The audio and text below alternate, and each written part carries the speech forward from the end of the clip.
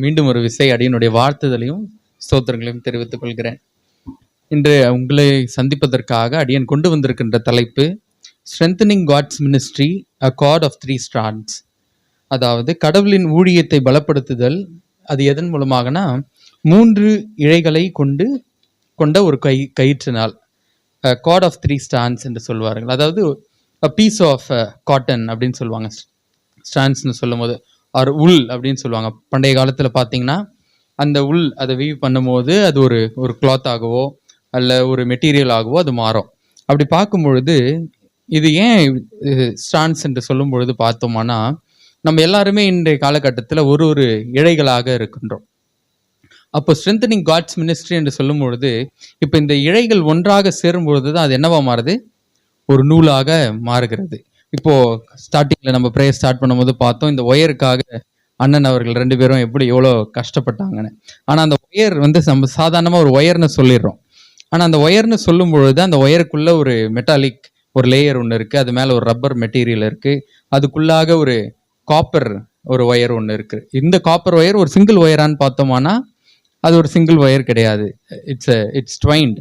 அது மொத்தமாக சுருட்டி ஒரு பஞ்ச் ஆஃப் காப்பர் ஒயர்ஸ் டுகெதராக இருக்கும் பொழுது தான் இப்போ நம்ம பேசுறது இந்த ஒலிபெருக்கின் மூலமாக இவ்வளோ சத்தமாக வருகிறது. அப்படி பார்க்கும் பொழுது எப்படி நம்ம ஸ்ட்ரென்தனிங் ஆஃப் காட்ஸ் மினிஸ்ட்ரி என்று பார்த்தோமானால், இன்றைக்கு நீங்களும் நானும் இந்த இடத்துல எப்படி ஒன்றாக கூடி துதிக்கிறோமோ, கடவுளுடைய வார்த்தையை கேட்கிறோமோ, அதை குறித்து தியானிக்கிறோமோ, இதுதான் என்ன பண்ணோம்?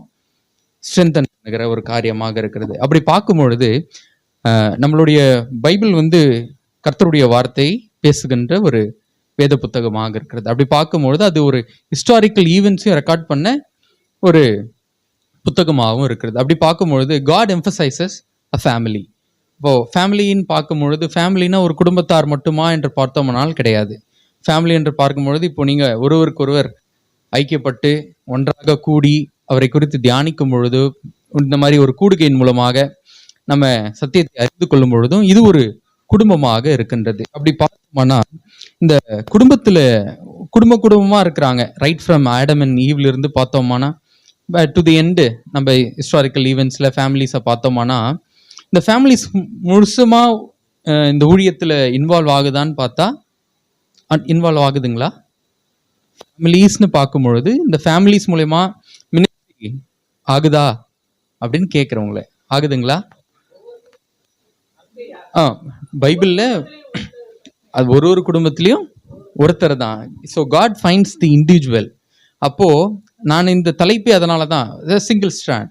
இப்போ நம்ம ஹிஸ்டாரிக்கல் ஈவெண்ட்ஸில் பார்க்கும்பொழுது ரைட் ஃப்ரம் ஆப்ரஹாமில் பார்க்குறோம், மோசேவை பார்க்குறோம். ஆப்ரஹாம் ஊர்லேருந்து கிளம்பி வரும்போது ஒரு ஃபேமிலி தனித்து ஊரில் இருக்கும்பொழுது the first civilisation of earth அதுதான். அப்போ அங்கே பார்க்கும்பொழுது அங்கே தனிப்பட்டு இருக்கிறார், ஒரு தனி நபராக இருக்கிறார். எத்தனையோ தெய்வங்களை வணங்குறாங்க.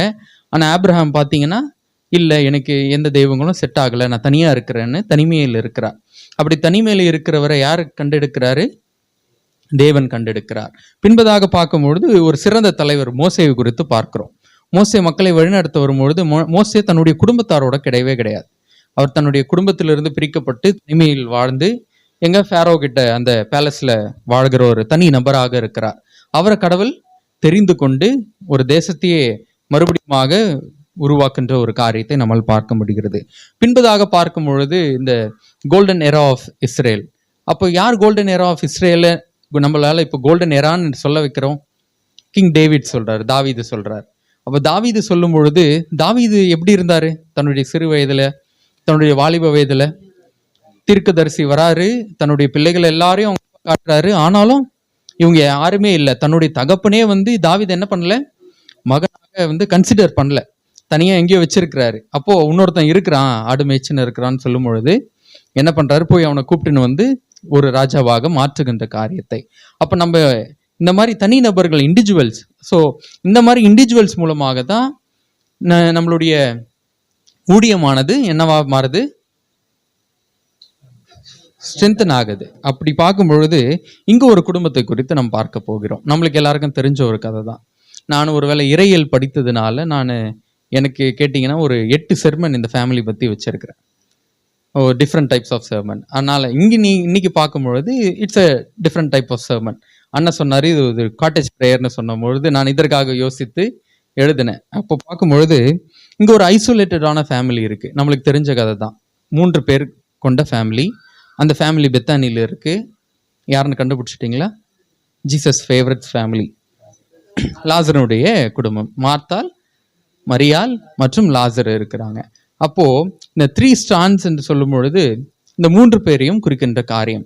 இந்த 3 பேர் நமக்குள்ளாகவும் காணப்படலாம் இந்த செருமன் மூலமாக, இந்த உரையின் மூலமாக. அப்படி பார்க்கும் பொழுது முதலாவது நீங்கள் நம்மளுடைய இந்த காஸ்பிள்ஸ் 4 சுவிசேஷ பாடங்களை பார்க்கும் பொழுதும் 3 சினாப்டிக் காஸ்பிள்ஸ் என்று சொல்லுவார்கள். முதல் 3 சினாப்டிக் காஸ்பிள்ஸ், அது வந்து ஹிஸ்டாரிக்கல் ஈவெண்ட்ஸை அப்படியே கலெக்ட் பண்ணி சீஷர்கள் மூலமாக கேட்கப்பட்டு எழுதப்பட்டது. 4th ஒன் வந்து பார்த்தீங்கன்னா யோவான் எழுதின சுவிசேஷத்தை பார்த்தீங்கன்னா கடவுளோட கூட இருந்து எழுதப்பட்ட யோவானால எழுதப்பட்ட ஒரு சுவிசேஷ பாடமாக இது காணப்படுகிறது. அதனால தான் அது தனித்துவமாக இருக்கு, ஒரு ஜீல் புக் என்று சொல்வார்கள். அப்படி பார்க்கும் பொழுது இந்த கதை நம்மளுக்கு தெரியும். கடவுளுடைய த அனாயிண்டிங் ஆஃப் ஜீசஸ் கிரைஸ்ட்னு ஒரு ஈவெண்ட் ஒன்று வரும். இயேசுவானவர் காட்டி கொடுக்கப்பட்ட அந்த ராத்திரி, அதுக்கு முன்பதான நாளில் வந்து ஒரு ஈவெண்ட் ஒன்று நடக்கும். அப்போ இந்த ஈவெண்ட்டை பேஸ் பண்ணி நம்ம பார்க்கும் பொழுது நீங்கள் எடுத்து பார்த்தீங்கன்னா இது லூக்கா 10ஆம் அதிகாரத்துலையும் இருக்கும். அதே சமயத்தில் யோவான் 12ஆம் அதிகாரத்துலையும் இது காணப்படும்.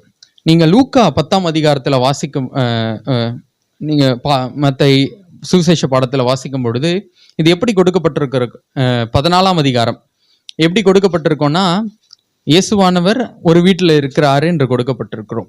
ஆனால் சில மத்தேயு மார்க்கில் பார்க்கும் பொழுது நீங்கள் பார்த்தீங்கன்னா யாருடைய வீட்டில் இருக்கிறார்? ஒரு குஷ்டரோகியோட வீட்டில் இயேசுவானவர் காணப்படுகிறார். அப்போ அந்த குஷ்டரோகி யாருன்னு பார்த்தா சீமோன் என்று சொல்லப்படுகின்ற ஒரு குஷ்டரோகியோட வீட்டில் காணப்படுகிறார். அந்த இடத்துல கூட நீங்கள் பார்த்தீங்கன்னா இன்றைக்கு நம்மளுடைய வாழ்க்கையை யாரை எடுத்துக்காட்டாக கொண்டு போய் கொண்டிருக்கிறோன்னா நிச்சயமாக ஆண்டவராகிய இயேசு கிறிஸ்துவனுடைய வாழ்க்கையை எடுத்துக்காட்டாக எடுத்துக்கொண்டு செல்கின்ற வழக்கம் ஒன்று நம்மளுக்கு இருக்கிறது. அதுதான் நம்மளை கிறிஸ்துவர்கள் என்று சொல்ல ஒரு காரியமாக இருக்கிறது. அப்படி பார்க்கும் பொழுது இந்த சீமோனுடைய வீட்டில் ஏன் ஆண்டவராகிய இயேசு கிறிஸ்து இருக்க வேண்டும்? பஸ்கா பண்டிகை கொண்டாடுவதற்காக போறாங்க. சீமோன் வீட்டில் ஏன் ஆண்டவராகிய இயேசு கிறிஸ்து இருக்க வேண்டும்? அதுவும் குஷ்டரோகியாக இருந்த, நீங்க வாசிட்டீங்களானா மார்க் 14ஆம் அதிகாரத்தில் பார்க்க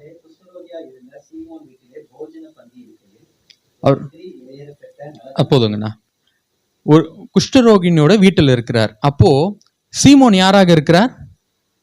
ஒரு தனித்த நபராக இருக்கிறார். இப்போ அந்த காலகட்டத்தில் நம்ம பார்க்கும் பொழுது குஷ்டரோகம் இருந்தவங்க என்னப்பட்டவங்க? ஊருக்கு வெளியே இருக்கணும், தீட்டுப்பட்டவங்க, அவங்களோட நிழல் மேலே படக்கூடாது, அது போன்ற காரியங்கள் காணப்பட்டிருக்கிறது. அப்படிப்பட்டு அந்த இயேசுவானவர் குணமாக்கின 10 குஷ்டரோகில் வேத ஆராய்ச்சியாளர்கள் என்ன சொல்றாங்கன்னா இந்த சீமோனும் ஒருவராக இருக்கக்கூடும், இருந்திருப்பார் அப்படின்னு சொல்றாங்க. அப்படி பார்க்கும் பொழுது பஸ்கா பண்டிகை என்பது ஒரு குடும்ப பண்டிகை. எல்லாரும் குடும்பமாக ஒன்று சேர்ந்து அனுசரிக்கப்படுகின்ற ஒரு பண்டிகையாக இருக்கிறது. ஆனா குஷ்டரோகியா இருந்து குணமான ஒரு நபர் இருக்கிறாரு. அவர் வீட்டில் அந்த சமுதாயத்தில் இருந்தவங்க வந்திருப்பாங்களா? தன்னுடைய சொந்தக்காரங்களே இருந்தாலும் என்ன பண்ணியிருப்பாங்க? they wouldn't have come and share the meal with Simon. அப்படி பார்க்கும் பொழுது இந்த இடம் என்ன இருக்குன்னா அந்த இண்டிவிஜுவலை Jesus is finding the individual. தனித்து இருக்கின்ற சீமோனுடைய வீட்டில் போயிட்டு ஆண்டவர் என்ன பண்றாரு? இந்த குடும்ப பண்டிகையை, பஸ்கா பண்டிகையை கொண்டாடுகின்ற ஒரு காரியமாக இருக்கும். இன்னொரு எடிஷன் ஆஃப் மேத்யூனா என்னுடைய பேரை சொல்லலை, மேத்யூஸ் ஹென்றி கமெண்ட்ரியில் என்ன சொல்லப்படுகிறதுனா இந்த சீமோன் யாராக இருக்கக்கூடும்னா இந்த மார்த்தாள் மரியாள் லாசருடைய தகப்பனாராக இருக்கக்கூடும் என்று ஒரு ஆராய்ச்சி சொல்லுகிறது. அப்படி பார்க்கும்பொழுது ஏன்னா நம்ம யோவானுடைய சுவிசேஷ பாடத்தில் நம்ம வாசிக்கும் பொழுது ஆண்டவராகிய இயேசு கிறிஸ்து சீமோனுடைய வீட்டில் இருக்கிறாரு. அந்த இடத்துல மரித்து உயிர்த்தெழுந்த லாசரும் இருக்கிறாரு. மார்த்தாள் என்ன பண்றாங்க? அங்க அனைவருக்கும் சாப்பாடு பரிமாறி கொண்டு இருக்கிறாங்க. அப்போ அந்த இடத்துல திருப்பி யார் இருக்கிறது? மரியாள். அண்ணன் வாசிச்சார் 3வது வசனத்துல. மரியாள் என்ன பண்றாங்க? நல்லதொன்ற ஒரு தைலத்தை கொண்டு வந்து ஆண்டவராகிய இயேசு கிறிஸ்துனுடைய பாதத்துல ஊற்றுகின்ற ஒரு காரியத்தை நம்மால் காண முடிகிறது. அப்போ இந்த குரூப் ஆஃப் இன்சிடென்ட்ஸை வச்சு பார்க்கும் பொழுது ஒருவேளை இந்த சீமோன் யாரா இருக்கக்கூடும்? இவங்களோட தகப்பனாராக இருக்கக்கூடும் என்று சொல்லுகிறார். ஆனால் உங்களை நான் இந்த தியாலஜிக்கல் ரெஃபரன்ஸில் ரொம்ப குழப்ப விரும்பலை. அப்போது இதை 3 தலைப்புகளின் கீழாக பார்க்க போகிறோம். இப்போ ஒவ்வொரு இண்டிவிஜுவல், நம்ம ஒரு ஃபேமிலியாக இதை நம்ம பார்க்குறோம். ஆனாலும் 3 இண்டிவிஜுவல்ஸ் பிளேஸ் மேஜர் ரோல்.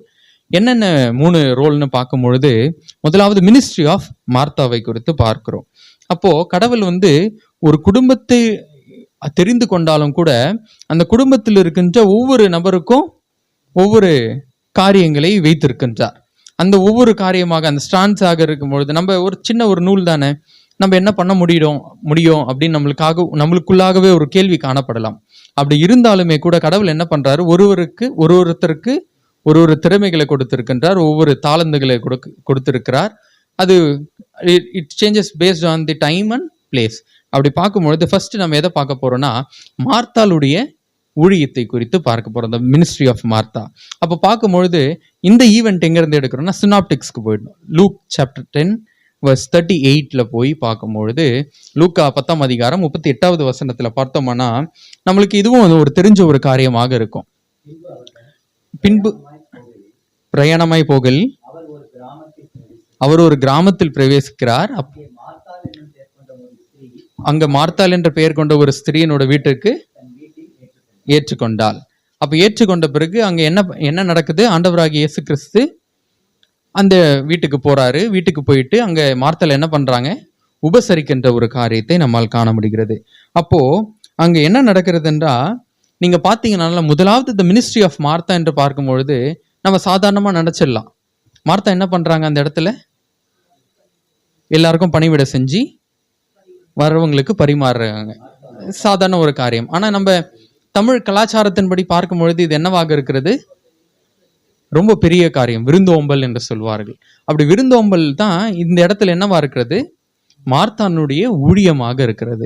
இன்றைய காலகட்டத்தில் நம்ம எப்படி இருக்கிறோம்னா, சில நேரங்களில் கிறிஸ்தவர்கள் என்று சொல்லிட்டு நம்ம என்ன பண்றோம், கிறிஸ்டியானிட்டியோட பேசிக் பிரின்சிபல்ஸை மறந்துடுறோம். அன்பு செலுத்துகிறது, இந்த உபசரித்தல் என்று வரும்பொழுது அது எதிர்கீழாக வருகின்ற ஒரு காரியமாக இருக்கிறது, அன்பு செலுத்துகின்ற ஒரு காரியம். அவர் தெரிஞ்சவங்களோ தெரியாதவங்களோ யாரோ வந்திருக்கிறாங்க. இந்த பேசேஜை நம்ம இன்னும் இன்டர்பிரட் பண்ணோம்னா பார்த்தோம்னா, இல்லை எக்ஸிஜிட்டிக்கல் ஸ்டடி என்று சொல்வார்கள், இந்த கிரேக்க மொழியிலேயே நம்ம எக்ஸிஜிசிஸ் பண்ணோம் அப்படின்னு பார்த்தோம்னா, இந்த சப்ஜெக்ட் இந்த அதிகாரம் ஆரம்பிக்கும் பொழுதே எதை பற்றி ஆரம்பிக்கும்னா, த மிஷன் ஆஃப் 17 சொல்லுவாங்க. 70 பேரை ஆண்டவராகிய இயேசு கிறிஸ்து என்ன பண்றாரு, நியமனம் பண்றாரு ஊழியத்திற்காக. அவங்களுக்கு ஒரு செட் ஆஃப் ரூல்ஸ் வச்சிருக்கிறாரு. 2 செட்டு துணி தான் எடுத்துட்டு போனோம், நீங்க இப்படிதான் இருக்கணும், இந்த மாதிரி வழிமுறைகள் இருக்கு என்று என்ன பண்றாரு ஆண்டவர் அவங்களுக்கு டீச் பண்றாரு. பின்பதாக அந்த அதிகாரத்தை நம்ம வாசிச்சுட்டே வரும்பொழுது இந்த 38வது வசனம் ஆரம்பிக்கும் பொழுது என்னன்னு பண்றாரு, பின்பு அவர்கள் த ரிட்டர்ன் ஆஃப் 70, மறுபடியும் அந்த ரிட்டர்ன் யாரு, 70 பேரும் ரிட்டர்ன் வராங்க. ரிட்டர்ன் வரும்போது எங்க வராங்க, மார்த்தாளுடைய வீட்டுக்கு வராங்க. அப்ப நினைச்சு பாருங்க, 70 பேர் 70 plus Jesus Christ plus 12 disciples கூட இருக்கிறாங்க. இப்போ இத்தனை பேருக்கு அவங்க தெரிஞ்சவங்களா இருக்கலாம், ஊர்க்காரா இருக்கலாம், இல்லை பக்கத்து வீட்டுக்காரா இருந்து சண்டை போட்டு போயிருக்கலாம், யாருன்னே தெரியாதவங்களா இருந்திருக்கலாம். அப்படிப்பட்ட அந்த 70+ மெம்பர்ஸ்க்கும் மார்த்தாள் என்ன பண்றாங்க, பணிவிடை செய்கிறாங்க. பணிவிடைன்னு சொல்லும் பொழுது, பணிவிடைனா வேலை செஞ்சாங்கன்றது கிடையாது, தன்னிடம் இருந்த அன்பை பகிர்ந்து கொள்கின்ற ஒரு காரியம். அது உணவின் மூலமாகவோ இல்லை ஏதோ தங்களிடம் இருந்த எந்த காரியத்தின் மூலமாகவும் என்ன பண்றாங்க, அதை பகிர்ந்து கொள்கிறார்கள். இப்போ பார்த்தீங்களான்னா ஜீசஸ் என்ன பண்றாரு, கிரைஸ்டோட இது என்னவே, பிறரை நேசிப்பதல், அன்பு செலுத்துதல். அப்படி மார்த்தாளுக்கு ஆண்டவராகிய இயேசு கிறிஸ்து கொடுத்த அந்த அன்பை எங்க வெளிப்படுத்துறாங்க, இந்த மாதிரி 70 பேர் மேல வரும்பொழுதும் கூட ஒரு சின்ன முகசொலிப்பு இல்லாம என்ன பண்றாங்க, அந்த அன்பை வெளிப்படுத்துகின்ற ஒரு காரியத்தை. ஒருவேளை நீங்க நினைச்சிடலாம், சாதாரணமா நம்ம தனிமையா வீட்டில் இருக்கிறோம், ஒருவேளை நீங்க டெய்லி வேலை செய்யலாம், நம்மளுடைய பணிகளுக்கு சென்றாலும் கூட நம்ம சின்ன ஒரு காரியம்தான், ஐயோ வரவங்களுக்கு உபசரிக்கும் நம்ம சாதாரணமா பண்றோம், இது எப்படி ஊழியமாகும்னு ஒருவேளை நம்ம நினைச்சிருக்கலாம். ஆனால் இந்த இடத்துல அது என்னவா இருக்குது, காட் அது ஜீசஸ் எப்படி போர்ட்ரே பண்றாரு, ஒரு பெரிய காரியமாக அதை காணப்படுகிறது. இதுதான் என்னவா போட்டிருக்காங்க, முதலாவது மார்த்தாவினுடைய ஊழியமாக, மினிஸ்ட்ரி ஆஃப் மார்த்தா என்று பார்க்கிறோம். அப்போ ரெண்டாவது பார்க்கும் பொழுது மினிஸ்ட்ரி ஆஃப் மேரி, அதே சாப்டர் லூக் லுக் 10 வாசிக்கும் பொழுது மரியாளோட ஊழியம் என்னவா இருக்கும்? இப்போ நான் மார்த்தாவை பற்றி சொல்லிட்டேன். அந்த சாப்டரில் மரியாளும் இருக்கிறாங்க. மரியாளோட ஊழியம் என்னவாக இருக்கலாம்? Hearing the word of God. அப்போ அந்த இடத்துல 2 பேருக்கு ஒரு கான்ஃப்ளிக்ட் வருது. அப்போ அதை நீங்கள் என்ன நினைக்கிறீங்க? மேரி அண்ட் மார்த்தாக்கு கேக்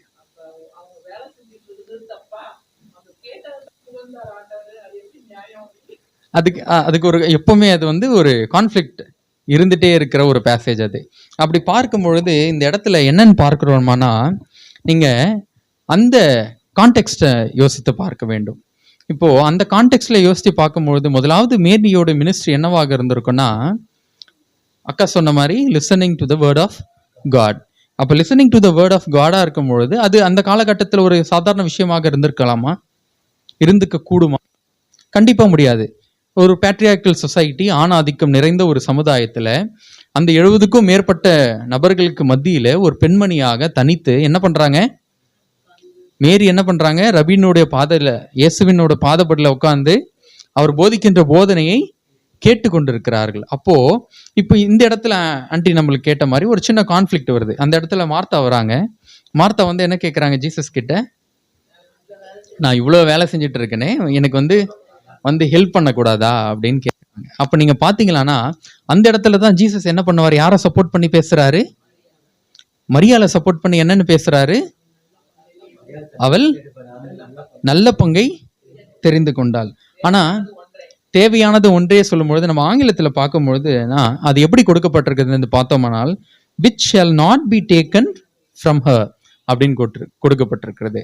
அப்போ which shall not be-னா, இப்போ ஃபர்ஸ்ட் நம்ம பார்த்தோம் ஹாஸ்பிட்டாலிட்டி, உபசரிப்பு குறித்து பார்த்தோம். நீங்கள் ஒருவேளை ஒரு ஆணாக இருக்கலாம், இல்லை பெண்ணாக இருக்கலாம், உபசரிக்கிறோம், வீட்டு வேலை செய்கிறோன்ற லேசா என்னன்னா கூட ஒருவேளை அந்த ஒரு நிலைமை, அந்த ஒரு வேலையானது நமக்குள்ளாக இருந்து எடுக்கப்பட்டுடலாம். இப்போ என்ன பண்ணுறாங்க எல்லாருமே? ஆமாம், வயசானா செய்ய முடியாது. அன்றாட வாழ்க்கையில் வேலைக்கு போகும் பொழுது இது போன்ற காரியங்கள் நம்மளால செய்ய முடியாது. அதுக்கு நம்ம ஆள் வச்சுக்கிறோம். நம்ம கூட இருக்கிறவர்கள் உதவி செய்கிறாங்க. ஹெல்த்து சரியில்லைன்னா செய்ய முடியல. ஆனால் அந்த மாதிரி காரியங்கள் வேணாலும் எடுக்கப்படலாம். ஆனால் ஸ்பெண்டிங் டைம் வித் காட் வந்து shall not be taken அப்படின்னு சொல்றாரு. அப்போ இந்த இடத்துல எது சிறந்த பங்குன்னு நம்ம பார்க்கிறோம்? ஆண்டவருடைய வார்த்தையை கேட்பதற்கும் ஆண்டவருடைய நம்மளுடைய நேரத்தை செலவு செய்வது நம்ம கிட்ட இருந்து எடுக்க முடியாது. அதனால இந்த வேலை என்ன பண்ணலாம்? கொஞ்ச நேரம் கேட்டுட்டு கூட வந்து செஞ்சிருக்கலாம். ஆனால் ஆண்டவர் இந்த டைம் வந்து மறுபடியும் கிடைக்காது என்பதை ஆண்டவர் சொல்லுகின்ற ஒரு காரியத்தை பார்க்கும் பொழுது, அப்போ இந்த மினிஸ்ட்ரி நடக்கும் பொழுதே நான் இன்னொரு பேக்ரவுண்ட் ஈவெண்ட் ஒன்று சொல்லணும். இதனால என்ன ஆசீர்வாதத்தை மரியாள் பெற்றுக்கொண்டார்னு நீங்க பாத்தீங்கன்னா, நீங்க பெத்தானியாவை பார்த்தீங்கன்னா, பெத்தானியா யார் இருக்கிற இடமாக இருக்கிறது? பெத்தானியா வந்து எருசலேம் விட்டு வெளியே தூரமாக இருக்கிறது, ஒரு 6 மைல் தூரத்தில் இருக்கிறது. அப்படி இருக்கும் பொழுது ஜென்டைல்ஸ் என்று சொல்லப்படுகின்ற புறஜாதியார் நிறைந்த ஒரு இடமாக இருக்கிறது. ஆனாலும் அந்த இடத்துல இயேசு என்ன பண்றாரு? இந்த வீட்டை தேர்ந்தெடுக்கிறார். அப்போ புறஜாதியார்னு சொல்லும் பொழுதே இவங்க யாரா இருக்கக்கூடும்? ஃபினான்ஷியலா டவுனாக இருக்கிற ஒரு ஃபேமிலியாக இருக்கும். ரொம்ப கஷ்டத்தில் இருந்திருப்பாங்க. ஆஃப்டர் மீட்டிங் ஜீசஸ் கிரைஸ்ட் பற்றி கேட்டு கடவுளுடைய ஆசீர்வாதங்களை பெற்ற ஒரு குடும்பமாக இந்த இடத்துல இருக்கிறது. ஏன் என்று பார்த்தோம்னால், நம்ம யோவான்ல பார்க்கும் பொழுது யோவான்ல என்ன போட்டிருக்குன்னா, அந்த நலதம் என்ற ஒரு தைலத்தை எடுத்துன்னு வந்து பாதப்படியில ஊற்றுகின்ற ஒரு காரியத்தை நம்மால் காண முடிகிறது. அப்ப நலதம் என்று பார்க்கும் பொழுது அது ஒரு லேசான காரியமா? ஒரு ஆங்கிலத்தில் வாசிச்சோம்னா பெர்ஃப்யூம் என்று கொடுக்கப்பட்டிருக்கும். அப்போ அந்த காலத்துல ஒரு பெர்ஃப்யூம் என்று சொல்லும் பொழுது விலை உயர்ந்த ஒரு இதுவாக இருக்கலாம். அதுவும் ஆங்கிலத்தில் இது எப்படி கொடுக்கப்பட்டிருக்குன்னா அலபெஸ்டர் ஜார் என்று கொடுக்கப்பட்டிருக்கும். அப்போ இந்த அலபெஸ்டர் ஜார்னா எதுல செய்யப்பட்டிருக்கிறதுனா, இட்ஸ் வேல்யூபிள் மார்பிள் என்று நம்ம இந்த லைம் ஸ்டோன் மாதிரி மார்பிள். இந்த மார்பிள் வந்து ரொம்ப பொக்கிஷமான ஒரு மார்பிளாக இருக்கிறது. அந்த மார்பிளை என்ன பண்றாங்கன்னா, அந்த மார்பிளை வந்து எந்த ஷேப்ல வேணாலும் நம்மளால மாற்ற முடியும். அப்போ தமிழ்ல வாசிக்கும் பொழுது அது ஒரு குப்பி போன்ற ஒரு காரியம், ஒரு சின்ன மண்பாண்டத்தில் செஞ்ச மாதிரி தெரியுது. அட் த சேம் டைம் அதுக்கு என்ன வேல்யூ இருக்கிறதுனா, அதை நம்ம டிஃப்ரெண்ட் டைஸ் யூஸ் பண்ணி டிஃப்ரெண்ட் டைப்ஸ் ஆஃப் கலர்ஸில் வந்து அந்த மார்பிளை வச்சுக்கலாம். இன்றைக்கி நம்ம ஒரு மார்பிள் போயிட்டு வாங்கணும், இட்டாலியன் மார்பிள் இந்த கலரில் வேணும்னு நம்மளால் கேட்டு வாங்க முடியுங்களா? ரொம்ப எக்ஸ்பென்சிவான ஒன்று. அப்போ அந்த காலத்தில் ஒரு மார்பில் அதை வந்து ஒரு ஷேப் ஆக்கி அதை டை பண்ணி அது உள்ளே இருக்கிற இந்த நர்ட் ஆயில்னு சொல்லுவாங்க, இந்த நலத தைலம் என்று சொல்லும் பொழுது அப்போவே இந்தியாவுக்கும் என்ன இஸ்ரேலுக்கும் ஒரு கனெக்ஷன் இருந்திருக்கு. திஸ் நர்ட் ஆயில் இங்கே கொடுக்கப்பட்ட இந்த நலதம்ன்ற சொல்லப்படுகின்ற அந்த செடி வந்து நம்மளுடைய நார்த் இந்தியாவில் இருக்கிற ஹிமாலயன் ரீஜியனில் மட்டும்தான் விளையக்கூடிய ஒரு காரியம்.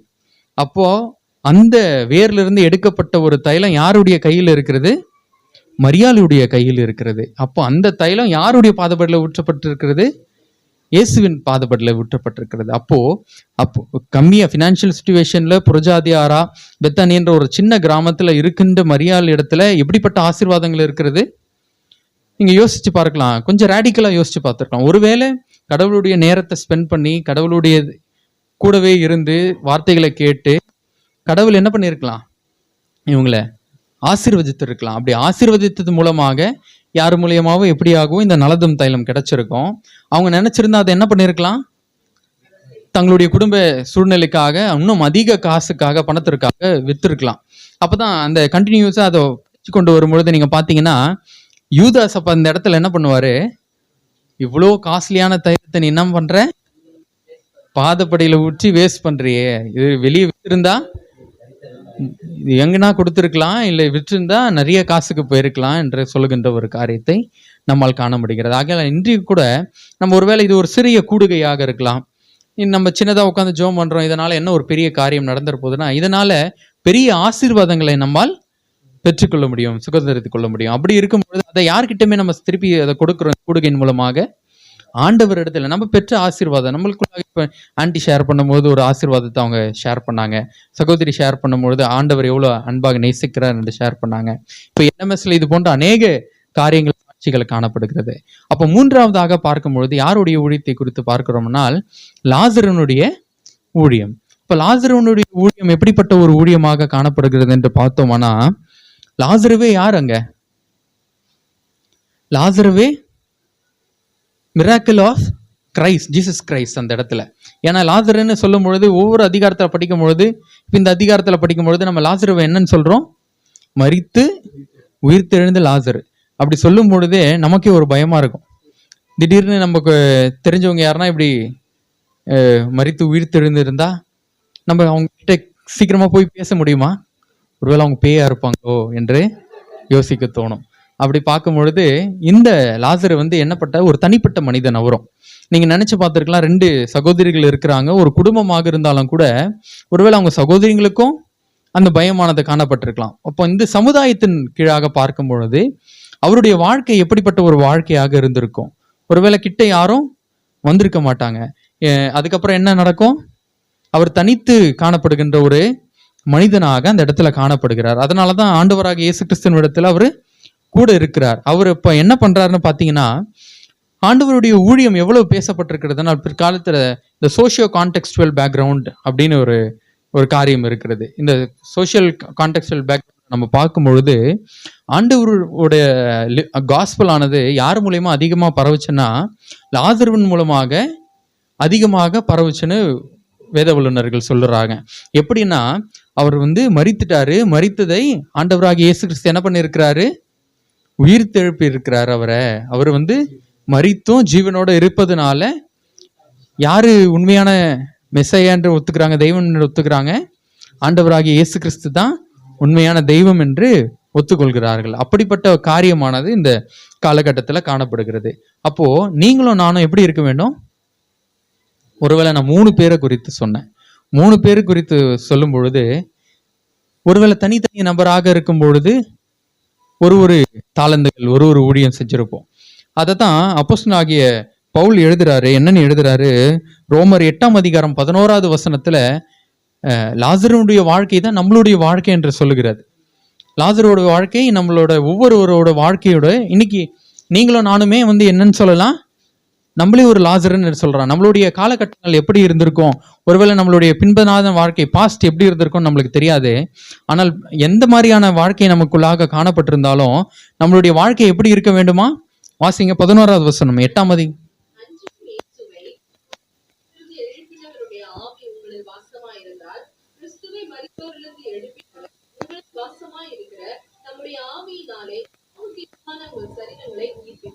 எப்படி உயிர்ப்பிப்பார்?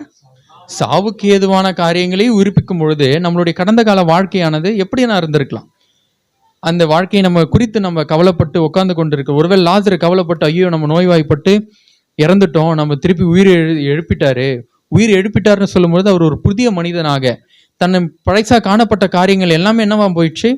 ஒருவேளை அவருக்கு பயங்கரமான நோய் வியாதிகள் எதாகிலும் இருந்திருக்கலாம். அப்படிப்பட்ட இதுவில் இருந்த என்ன பண்றாரு ஆண்டவராகிய இயேசு கிறிஸ்து? மறுபடியுமாக அவரை உயிர்ப்பிக்கிற ஒரு காரியம். அப்போ மரித்ததிலிருந்தே ஆண்டவராகிய இயேசு கிறிஸ்து உயிர்ப்பித்தாரானால் நம்மளுடைய அன்றாட வாழ்க்கையானது பல கோணங்கள் பல வித்தியாசமான காரியங்களில் இருந்திருக்கலாம். ஆனால் அப்படிப்பட்ட ஒரு காரியத்திலிருந்து என்ன பண்ணுவாரு? எளிமையான காரியம். ஆண்டவராகிய இயேசு கிறிஸ்துக்கு என்னவா எழுப்பிடுவாரு? சாதுக்கு ஏதுவான காரியத்திலிருந்தே எழுப்புகின்றவர். ஒரு சிறிய தப்பு நம்ம வாழ்க்கையில சேர்ந்து இருந்தா அது எளிய முறையில, அதுதான் நம்ம the easiest way to approach காட்னு சொல்லும் பொழுது, ஒருவேளை அன்றைக்கு இருந்தவங்களுக்கு அது கடந்த வாரம் ஒருவேளை சிஎஸ்ஐ சர்ச்சில் பார்த்தோமானால் 3 பேரை குறித்து பார்க்கிறோம். பிதா, குமாரன், பரிசுத்த ஆவி. ஒருவேளை பிதாவை நம்ம போயிட்டு நம்ம கேட்கணும்னு பார்த்துருந்தால் அது ரொம்ப கடினம். ஒரு பலிபீடத்தை உருவாக்கணும், ஒரு கன்ற ஆண்டவருக்குன்னு பலி செலுத்தணும், அதுக்கு பின்பதாக அவர் வருவார், அதை ஏற்றுக்கொண்டு நம்மிடம் பேசுகின்ற ஒரு தேவனாக இருக்கிறார். ஆனால் நமக்கும் இன்று நீங்களும் நானும் என்ன பண்ணிட்டு இருக்கோம்? அண்ணன் ஆரம்பிக்கும் போதே சொன்னார், இயேசு எங்க இருக்கிறார்? தேவன் எங்க இருக்கிறார்? நம்மளுடைய இருதயத்தில் இருக்கின்றார். அப்போ நம்ம சொல்லும் பொழுது, கிறிஸ்தவர்கள் என்று சொல்லும் பொழுது, நான் என்னுடைய இது செர்மன்ல எல்லாத்திலுமே சொல்கின்ற ஒரு காரியம், ஒரு கிறிஸ்தவர் எப்பவுமே நான் ஒரு கிறிஸ்தவன் என்று சொல்லவே கூடாது. நீங்க ஒரு கிறிஸ்தவரான்னு கேட்டா, ஆமா நான் கிறிஸ்தவன் என்று ரொம்ப நம்ம என்ன பண்ணுவோம்? அப்பதான் நமக்குலாம் ஒரு ஆவி உள்ள வந்துடும். ஆமா நான் கிறிஸ்தவன் தான் என்று சொல்லுவோம். ஆனால் ஒரு கிறிஸ்தவன் எப்பவுமே என்ன சொல்லக்கூடாது? நான் ஒரு கிறிஸ்தவன் என்று பெருமையாக சொல்லக்கூடாது. நம்மளை சுற்றி இருக்கிறவர்கள் தான் என்ன பண்ணணும்? நம்மளை குறித்து, ஆமா அவங்க நல்லவங்க, அவங்க இது செய்யறாங்க, அவங்க இவங்களுக்கு உதவி செய்யறாங்க, அவங்கள உபசரிக்கிறாங்க, அவங்க நல்ல காரியங்களை செய்கின்ற ஒரு நபராக இருக்கிறான். அப்ப அவங்க யாரா இருக்கக்கூடும்? கிறிஸ்தவங்களா இருக்கக்கூடும். ஒரு அண்ணன் சொல்லும் பொழுது, தம்பி மைக்லாம் போடுவோம், இந்த இடத்துல நிறைய பேர் நான் கிறிஸ்டியன்ஸ் இருக்கிறாங்க என்று சொன்னார். அப்படி சொல்லும் பொழுது கூட நம்ம இந்த இடத்துல இந்த கூடுகை என்னவா இருக்கிறது? அந்த வீட்டில் அவங்க பாடி ஜெபம் பண்றாங்க, இது போன்ற காரியங்களை செய்கிறாங்க. அந்த வீட்டில் யாரோ ஒரு கிறிஸ்தவங்க இருக்கிறாங்களே. இது எப்படிப்பட்ட ஊழியத்தை, இதை காட்ஸ் மினிஸ்ட்ரி எப்படி ஸ்ட்ரென்தன் பண்ணோம்னா, இங்க சுற்றி இருக்கிறவர்களுக்கு நாளை பின்ன ஒரு கஷ்டம் வரும்பொழுது, அவங்க மனம் வெறுத்து காணப்படுகின்ற நேரத்துல ஒரு முறை திடீர்னு ஒரு முறை பிரேயர் நடந்துட்டு இருக்கும் போதும் வரலாம், இல்ல அக்கா தனிமையாக இருக்கும் பொழுது கூட என்ன பண்ணலாம்? எங்களுக்காக ஜெபித்துக் கொள்ளுங்கள் என்று கேட்கின்ற காரியங்கள், இதன் மூலமா என்ன ஆகும்? இந்த ஊழியமானது வளரும். ஒருவேளை அக்கா தனிமையா இருக்கும் பொழுது அக்கா என்னவா இருப்பாங்க? ஒரு ஸ்டாண்டா இருப்பாங்க, ஒரு சின்ன நூலாக இருப்பாங்க. ஆனா இன்றைய காலகட்டத்தில் இப்போ எப்படி இருக்கிறோம்? நம்ம இந்த ஒயர் மாதிரி ஸ்ட்ராங்கா இருக்கிறோம். இந்த ஒயரை சீக்கிரமா அறுத்துட முடியுங்களா? ஒயர் யார்கிட்ட இருக்கு? ஒருவேளை இந்த ஒயருக்கு ஓனர் இஸ்ரேல் அண்ணாவா இருக்கலாம். ஆனா நம்ம எல்லாருமே யாரு, நம்மள யார் ஓன் பண்றது? இந்த ஒயர். நம்ம இப்ப எல்லாருமே எப்படி இருக்கிறோம்? ஒண்ணுக்கு ஒன்னா ஸ்ட்ரென்த், ஒண்ணுக்குள்ள பின்னப்பட்டு கிறிஸ்துவுக்குள்ளாக ஒன்றிணைக்கப்பட்டு நம்ம இந்த மினிஸ்ட்ரி ஸ்ட்ரென்தன் பண்றோம். இந்த ஸ்ட்ரென்த், நம்ம இந்த மினிஸ்ட்ரிக்கான ஓனர் யாரா இருக்கிறாரு? இயேசு கிறிஸ்துவாக இருக்கிறார். ஒரு சிறிய கதை மட்டும் சொல்ற பாருங்க. ஒரு டிசைபிள், ஜீசஸ் கிரைஸ்ட் பத்தி பார்க்குறோம். ஒரு டிசைபிள் ஸ்டோரி. இப்போ டிசைபிள்ஸ் என்று பார்க்கும்பொழுது அந்த காலகட்டத்தில் ஒரு கதை. ஒரு 2 டிசைபிள்ஸ் இருக்கிறாங்க, ஒரு குருவானவர் இருக்கிறார். கேள்விப்பட்டிருக்கலாம் அந்த கதையை. அப்போ இந்த ஒரு குருக்கு கீழே 2 டிசைபிள்ஸ் இருக்கிறாங்க, பரிமாறுறாங்க, போறாங்க, வராங்க, எல்லா காரியத்தையும் செய்கிறாங்க. அப்போ இவங்க ஒரு பிரயாணத்தை மேற்கொள்றாங்க, எங்கேயோ டிராவல் பண்றாங்க, ஒரு ஜேர்னி, லாங் ஜேர்னி போறாங்க. அந்த காலகட்டத்தில் இப்போ இருக்கிற மாதிரி காரோ பைக்கோ இல்லை. என்ன பண்றாங்க? மாட்டு வண்டியில போறாங்க அவங்க. அப்போ மாட்டு வண்டியில போகும்போது நீங்க யோசிக்கலாம், ஒருவேளை ரோட்ஸ் இருந்திருக்குமா அந்த காலகட்டத்தில் அப்படின்னு. ரோட்ஸும் சரியான ரோட்ஸ் கிடையாது. அப்போ இவங்க வண்டியில போறாங்க, 2 டிசைபிள் இருக்கிறாங்க, ஒரு குரு இருக்கிறார். இவங்க போகும்பொழுது என்ன பண்றாங்க? சில ரோடு அப்படி இப்படி இருக்கு, சரியா இல்லை. இப்போ இருக்கிற ஹைவேஸ், நம்ம ரோடும் இப்போ மெட்ரோவில் அப்படிதான் மாறிடுச்சு. அப்போ போகும்பொழுது என்னது, வண்டியில் இருக்கிற பொருட்கள் கீழே விழுது. கீழே விழுந்த உடனே 2 டிசைபிள்ஸும் உடனே என்ன பண்றாங்க? அடிச்சு புடிச்சுன்னு மாட்டு வண்டியை நிறுத்திட்டு இந்த பொருள்லாம் நிறுத்தலை, எடுத்துட்டு போயினே இருக்கிறாங்க. உடனே குரு தான் பார்த்துட்டு நிறுத்துறாரு. ஏன்டா வண்டி நிறுத்துங்க, நம்ம வண்டியில இருந்து பொருள்லாம் கீழே விழுந்துடுச்சு அப்படின்னு, எடுங்க அப்படின்னு சொல்றாரு. கொஞ்சம் தூரம் டிராவல் பண்ணிட்டு போறாங்க. கொஞ்சம் தூரம் டிராவல் பண்ணிட்டு போகும்பொழுது மாடு என்ன பண்ணிருது? கெஸ் பண்ணிருப்பீங்க. மாடு போயினே இருக்கு. மாடு கொஞ்சம் தூரத்துல என்ன பண்ணுது? சாணி போட்டுடுது கீழே. உடனே 2 டிசைபிள்ஸ் என்ன பண்றாங்க? ரொம்ப சீரியஸா என்ன பண்றாங்க? வண்டியை நிறுத்திட்டு கையில எடுத்துன்னு வந்துடுறாங்க. உடனே குரு என்ன சொல்றாரு? டேய் கீழே போடுங்க, இதை எடுத்து வைக்க கூடாது. உடனே 2 லிஸ்ட் தர்றாரு. 2 லிஸ்ட் கொடுத்து இந்தந்த பொருள்லாம் கீழே விழுந்துச்சுன்னா எடுத்து உள்ள வச்சுக்கலாம், இந்த லிஸ்ட்ல இருக்கிற பொருள்லாம் விழுந்துச்சுன்னா எடுத்து வச்சுக்க கூடாது அப்படின்னு சொல்றாங்க. திருப்பி பயணித்து போறாங்க. ரொம்ப ஃபர்ஸ்டே சொன்னாங்களே, ஒரு லாங் ஜேர்னி இது. ரொம்ப தூரமா போகும்பொழுது ரோடு திருப்பி ரொம்ப பள்ளமான ஒரு ரோடு வருது. தூங்கிடுறாரு குரு. குரு கீழே என்ன பண்ணிடுறாரு? தூக்கத்துல கீழே விழுந்து அன்கான்சியஸ் ஆயிடுறாரு. உடனே 2 பேரும் 2 டிசைபிள்ஸ் என்ன பண்றாங்க? நிறுத்திட்டு லிஸ்ட்டை பாக்குறாங்க. லிஸ்ட்ல அவர் இல்லை. உடனே தூக்குறதா இல்லையான்னு சொல்லிட்டு 2 பேரும் அவரை விட்டுட்டு, மயங்கி விழுந்து அவரை விட்டுட்டு தூரமா போயிடுறாங்க. ஒருவேளை இன்னைக்கு நம்ம கையில இந்த இன்றைய உலக சூழ்நிலையில 2 லிஸ்ட்டுகள் கொடுக்கப்பட்டிருக்குது. ஒன்று உலக பிரகாரமான காரியங்கள், இன்னொன்று கலாச்சாரம் எப்படி இருக்க வேண்டும். இன்னைக்கு பார்த்தீங்கன்னா சொசைட்டி மாறிடுச்சு. நான் கீழே ஒரு 20 மினிட்ஸாக வெயிட் பண்ணிட்டு இருக்கும் பொழுது நான் பார்க்குறேன், எல்லாருமே தமிழ்கார தான். ஆனால் யாரை பார்த்தாலும் தமிழ்கார மாதிரி.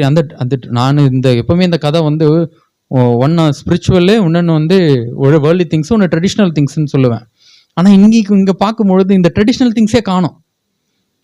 மக்கள் என்ன பண்ணுறாங்க? இந்த ட்ரெடிஷ்னல் திங்ஸையே மறந்துடுறாங்க. இந்த சரங்காச்சாரம், இந்த மாதிரி சர்ச் ட்ரெடிஷன்ஸ் நம்மளுக்கு ஒன்று இருக்கிறது. அந்த போன்ற காரியத்தை 2 கையில் வச்சிருக்கிறோமே தவிர, நம்மளை இங்கே வழி நடத்தி நம்மளை கொண்டு வந்த யாரை மறந்துடுறோம்? கடவுளை மறந்து விடுகிறோம். அந்த குரு எப்படி கீழே விழுந்துட்டாரோ லிஸ்ட்டு தான் வச்சிருக்கிறோம் கையில். ஒரு கிறிஸ்டியன்னா நம்ம இப்படி வாழணும், இப்படி இருக்கணும்ன்ட்டுன்னு ஒரு லிஸ்ட்டு வச்சிருக்கிறோம். அப்புறம் நம்ம டே டு டே லைஃப் இப்படி ரன் பண்ணணும், இந்த பிரின்சிபல்ஸ்லாம் வச்சுக்கணும்னு வச்சிருக்கிறோம். ஆனால் என்ன மறந்துடுறோம்? 2 இருந்து சர்ச் ட்ரெடிஷன்ஸ் வச்சுக்கிறோம், வேர்ல்டு ட்ரெடிஷன்ஸ் வச்சுக்கிறோம், இந்த பிரின்சிபல்ஸ் எல்லாத்தையும் வச்சுக்கிறோம், கிறிஸ்டியானிட்டியை வச்சுக்கிறோம். ஆனால் யாரை மறந்துடுறோம்? தேவனை மறந்துங்க. ஒருவேளை இந்த கூடுகை எனக்கு இப்போ ரொம்ப சந்தோஷமா இருக்கு. ஒரு சின்ன கூடுகை, குடும்ப கூடுகையா இருந்தாலும் கூட நம்ம என்ன பண்ற, இந்த நேரத்தை தேவனுக்கு செலவு செய்கிறோம். இது நமக்குள்ளாக ஒரு மார்த்தாவியம் நம்மளுக்கு இருக்கு. ஒருத்தருக்கு ஒருத்தர் உபசரிச்சுக்கிறோம். 2வதா பார்க்கும் பொழுது மரியாதை போல தேவனுடைய வார்த்தையை குறித்து தியானிக்கிறோம், அதை குறித்து அந்த ஞானத்தை பெற்றுக்கொள்கிறோம். 3வது நம்ம யாராவே இருக்கிறோம்? லாசருவை போல இருக்கிறோம். இன்னைக்கு நம்ம வெளியே போனா என்ன சொல்லுவாங்க? ஒரு கிறிஸ்துவன். நம்மளே ஒரு லாசருவாக இருக்கிறோம். அப்படிப்பட்ட ஒரு காரியத்தை நம்ம இந்த இடத்துல என்ன பண்றோம்?